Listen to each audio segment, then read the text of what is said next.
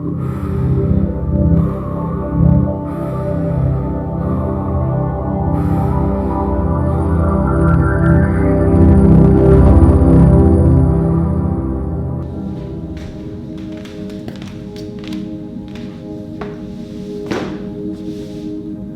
another less than ideal night of sleep, a little mobility feels good, and it's the perfect way to start another day in the bulk.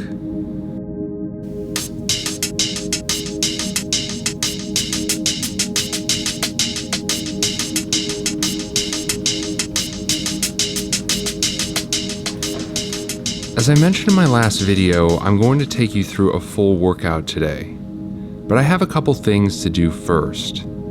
I typically start weekend mornings catching up on your emails. Guys that pick up my courses or custom program clients all have unlimited email access to me, and I'm more than happy to work with them on any questions that they have.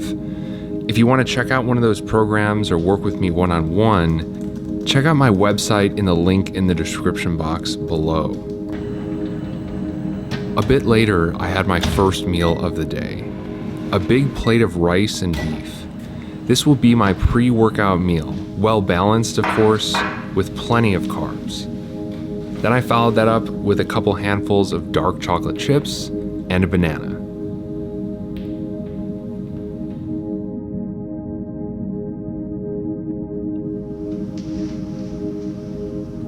About an hour later, it was time to get ready to hit the gym. I typically take 1 scoop of Pulse pre-workout, which is only half a serving, but that's 175 milligrams of caffeine, which is plenty for me.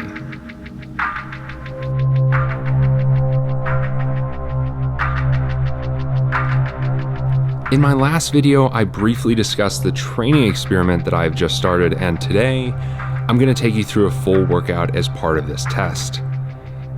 So I'm starting with back, and I'm going to do neutral grip pull-ups. Instead of using heavy weight like I normally do, I'm just gonna use my body weight today. I'd rather this be too light than too heavy, and remember the structure of this experiment is 8 sets of 8 reps with only 30 seconds rest between sets. So in between each of these shots, I'm rushing to get the camera set up and then going right back into my pull-ups as soon as the timer goes off. As you can see, these aren't terribly difficult. However, it's important to remember that when you're focusing on work capacity, it's about cumulative fatigue. So as these sets go on, it should get more and more challenging. Judging by this workout, I could have used some added weight on the pull-ups, but again, I'd rather err on the side of not enough weight to start versus too much weight. My ability to handle this style of training may be because I utilize this strategy to a much lesser extent in my Evolution program, which has gotten great reviews. And you can check that out in the link in the description box below.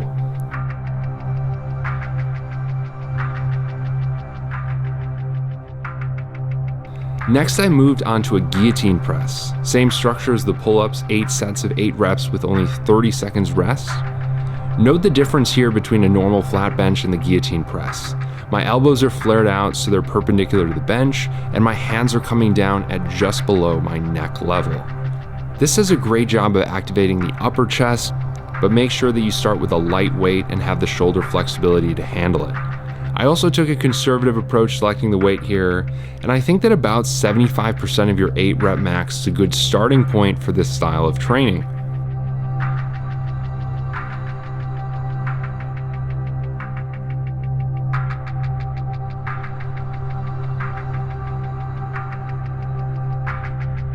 I finished this workout with biceps using 35 pounds for seated curls.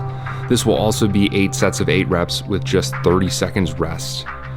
You'll notice that I am using a little bit of sway here, and after seeing it on film, I think that I'm gonna stick to incline curls instead to avoid the swinging and make sure that my biceps are getting consistent tension from set to set.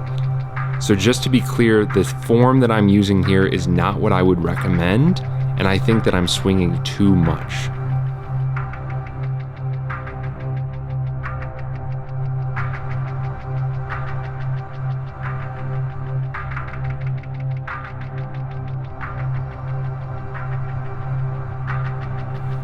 And that's the workout. From start to finish, it only lasted about 35 minutes, which isn't bad considering that it's 24 sets. After another experimental workout in the books, it was time to get a quick post-workout drink. This is of course not at all necessary, but I've noticed that it does help a lot with soreness. This is just carnitine and creatine, and it's also made by Legion. If you're interested in any Legion products, you can check them out in the link in the description box below, and use the code APFIT10 to get 10% off. I did a bit more client work and then headed out into the cold to get dinner. I got a double chicken rice plate from Roti, which you might recognize from my last day in the bulk video. It's quick, easy, and has high quality ingredients, plus repeating the same meals has never really bothered me. A bit later, I had a full pint of avocado ice cream. If you're looking for a non-dairy ice cream, I would strongly recommend trying this one. And I picked it up at Whole Foods. It's really simple, just avocado, sugar, and cocoa, and it's totally delicious, in my opinion. I ended the day with a couple bananas with honey and a few handfuls of raisins.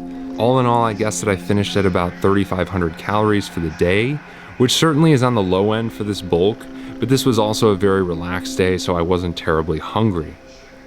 Alright, so that's it for this day in the bulk. I hope you enjoyed it.